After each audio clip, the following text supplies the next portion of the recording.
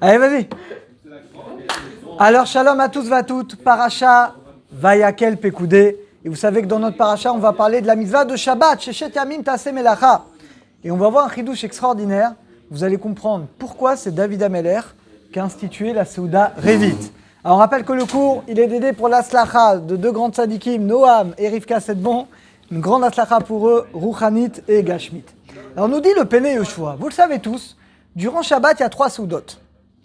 Et il y a une Seuda qui est moins connue, qui est pourtant extrêmement importante, qui est la Seuda Revit, donc le repas qu'on fait après la sortie de Shabbat, qu'on appelle le Melavé Malka. On va raccompagner l'arrêt de Shabbat. Et cette Seuda s'appelle la Seuda de David Ameler. Maintenant, est-ce que vous savez pourquoi? Quel rapport entre David Ameler et la Seuda Revit? Est-ce que quelqu'un connaît la réponse? Pourquoi c'est David Ameler qui a institué cette Seuda? Eh bien, la réponse, les amis, elle est écrite dans le Pnei Yoshua. La Gemara, elle est dans Shabbat, page 30. Et David Ameler, il a prié, il a dit Odeni Hashem Kitsi. Hashem, fais-moi savoir quand est-ce que je vais mourir. David Ameler, il a prié de savoir jusqu'à quel âge il va vivre. Hashem lui répond, il dit écoute, ça c'est un décret que je ne dévoile pas. Sinon c'est trop facile, il n'y a plus de libarbe. Et donc il dit je te dis pas. Alors David Ameler lui a demandé je t'en prie, d'accord. Mais dis-moi au moins quel jour de la semaine je vais mourir. Et là Hashem lui dit d'accord, ça je peux te le dire, tu vas mourir un Shabbat. Alors imaginez le pauvre David Ameler, l'angoisse qu'il avait tous les Shabbats. Dans le Shabbat, il ne dormait pas. Il étudiait la Torah tout le temps, parce que quand quelqu'un étudie la Torah, l'ange de la mort ne peut pas venir le prendre.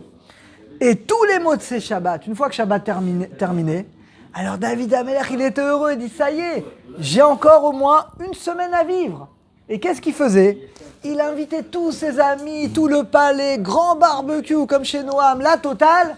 Il invitait tout le monde et il faisait une grande Seuda, ce qu'on appelle la Seuda de David Ameler. Mais là, les amis, on a un problème. Si on dit que c'est ça la source de Seuda Revit, comme dit le Pnei Yoshua, mais quel rapport avec nous? On ne devrait pas la faire. Dans ce cas-là, c'est personnel, c'est une histoire avec David Ameler. Mais pourquoi nous, on doit faire Seuda Revit? Nous, on ne va pas, on va pas mourir un Shabbat. Donc on n'est pas dans la situation de David. Donc pourquoi nous, on doit faire Seuda Revit? La réponse, les amis, elle est donnée, le Rav Friedman explique tout ça. Elle est donnée par le Or HaChaim HaKadosh. Et le Or HaChaim HaKadosh, il nous dit quelque chose d'extraordinaire sur la mitzvah de Shabbat. Écoutez bien. La Gemara dit comme ça, la Gemara dit dans Shabbat, page 119, tout celui qui fait la prière vendredi soir, qui dit dans la Mida, celui qui fait la Mida de vendredi soir, la Torah lui compte, Hachem lui compte comme s'il était associé à Kadosh Baruch Hu dans la création du monde. C'est joli, mais ça veut dire quoi? Hachem, il a créé le monde il y a déjà plus de 5700 ans. On n'est pas associé avec lui. Hachem, il a créé le monde. On fait le Shabbat. Quel rapport entre les deux? Alors, il explique la chose suivante. Il dit le Or HaChaim HaKadosh, en réalité, nous, on croit qu'Hachem, il a créé le monde pour 6000 ans, pour 7000 ans. Non. Quand HaKadosh Baruch Hu, il a créé le monde, en réalité, il crée le monde uniquement pour 6 jours. Hachem, il a créé le monde pour durer 6 jours. Vient le Shabbat, il porte en lui la création les 6 jours d'après. C'est pas pour rien, on dit que le Shabbat, il porte en lui la bracha de la semaine. Celui qui fait bien Kavod Shabbat, il a la bracha, la parasha dans la semaine. Il dit dans Chaim, ça va plus loin que ça. Hachem, il crée le monde que pour 6 jours. Si nous, on respecte le Shabbat, le monde peut durer encore 6 jours. Donc en fait, le Shabbat, c'est le Shabbat qui va donner la force à la création de perdurer, d'exister encore pendant encore 6 jours. Et c'est comme ça que le monde, donc en réalité, Hachem, il crée le monde que pour 6 jours. Nous, par le mérite que nous, on va garder le Shabbat, on est associés à Kadosh Baruch Hu, et le monde va durer encore 6 jours. Encore 6 jours. C'est la raison pour laquelle il dit le Or HaChaim HaKadosh, depuis qu'Hachem a créé le monde, il faut au moins un tzaddik qui respecte le Shabbat. Sinon, le monde, il est détruit. Il y avait Adam Rishon, après il y avait Shed Beno, son fils, après il y avait Methuselah, il y avait Noach, il y avait Shem, il y avait Abraham. Il y a toujours eu, même avant le don de la Torah, au moins un tzaddik qui respectait le Shabbat. Si on n'a pas au moins un tzaddik qui respecte le Shabbat, le monde, il se détruit. Parce qu'encore une fois, c'est le Shabbat, finalement, qui donne la force au monde de pouvoir perdurer et exister, finalement, encore 6 jours. Et là, on comprend maintenant ce que dit la Gemara. La Gemara a dit celui qui respecte le Shabbat et qui vendredi soir, il dit Vaïchoulou, il témoigne de la création du monde, il respecte le Shabbat. Eh bien, pourquoi il est associé à la création du monde? Maintenant on comprend. Parce que c'est pas comme on croit qu'Hachem il a créé le monde dès le début pour 6000 ans, c'est pas vrai.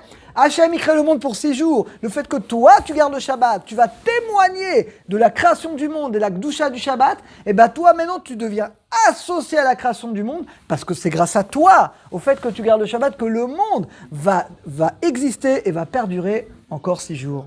Et bien grâce à ça, nous dit le Rav Friedman, et bien maintenant on comprend quelque chose d'extraordinaire. Regardez, quand on arrive à Shabbat, peut-être Raz Shalom, c'est le dernier Shabbat de la création, peut-être le monde va revenir au Tohu Vavohu parce que les Bnei Israël n'ont pas respecté le Shabbat.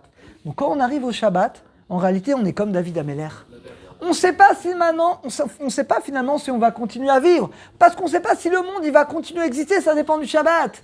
Une fois que le Shabbat est terminé, Kobuch Hashem, nous les Bnei Israël, on respecte le Shabbat, on a fait les soudot de Shabbat, on prie, on étudie la Torah, on respecte toutes les lois du Shabbat. Eh bien maintenant que j'ai respecté le Shabbat, je sais maintenant que le monde il va exister encore 6 jours, jusqu'au Shabbat d'après. Donc en fait on est comme David Améler. De même que David Améler, il ne savait pas s'il allait vivre ou s'il allait mourir. Et quand Shabbat est fini, il fait une grande fête, ça y est, je sais que je vais vivre encore au moins une semaine. Il fait la Souda Revit. Bon, en réalité, pour nous, c'est pareil. En réalité, quand on arrive au Shabbat, on arrive à la fin de Shabbat, Baruch Hashem, on a respecté le Shabbat. Eh bien maintenant, on a la certitude que le monde va exister encore au moins une semaine. Et donc, on fait cette grande Souda Revit. C'est pour ça que la Souda Revit qu'on fait, c'est la Souda de David Améler. C'est d'après le Harizal, il dit que on a tous un os ici derrière, le louz ou le niskoy, et c'est à partir de cet os qu'on va revivre à 120 ans. Eh bien, nous dit le Ben Ishraï, c'est uniquement cette Séouda qui va nourrir cet endroit-là. Alors les amis, c'est très très important. C'est une grande, le Gaon de Vina, il dit que c'est une obligation de faire Souda Revit, et donc surtout en hiver, c'est très facile. Donc l'idéal, c'est de faire motzi. Si vous ne pouvez pas, au moins mésonotes, sinon des fruits, mais en tout cas c'est une ségoula pour les femmes, pour accoucher, pour la parnassa, tomber enceinte, c'est une ségoula pour beaucoup de choses, est amenée par une histoire qui est amenée dans les livres du Rav Yosef. Une fois, la femme du Gaon de Vina, il y a 200 ans, elle faisait comme Baba Salé, elle faisait des jeûnes de Shabbat en Shabbat. Je ne sais pas si vous imaginez le niveau. La femme, sa femme, une semaine, sans boire, sans manger. Et une fois, Séouda, ils ont fait Séouda Shlichit, et le Gaon de Vina, il avait Roi HaKodesh, il a vu que sa femme, elle avait pris sur elle une semaine de jeûne. Elle est partie dormir. Il a été la réveiller, il lui a dit, sache que c'est tellement grave de rater Souda Revit que même si tu jeûnes une semaine d'affilée, ça ne suffira pas pour réparer cette faute d'avoir raté une fois la Souda Revit. Est-ce que vous vous rendez compte? C'est-à-dire que la Souda Revit, les amis, c'est fondamental. Alors voilà qu'on ait tous le mérite de faire, à partir de ce Shabbat, ceux qui ne le font pas, la Souda Revit, et de le dire, voilà, Souda de David Améler, et par ce mérite qu'Hachem il envoie un flux de bracha à nous tous, à tout le clan d'Israël, spirituel et matériel.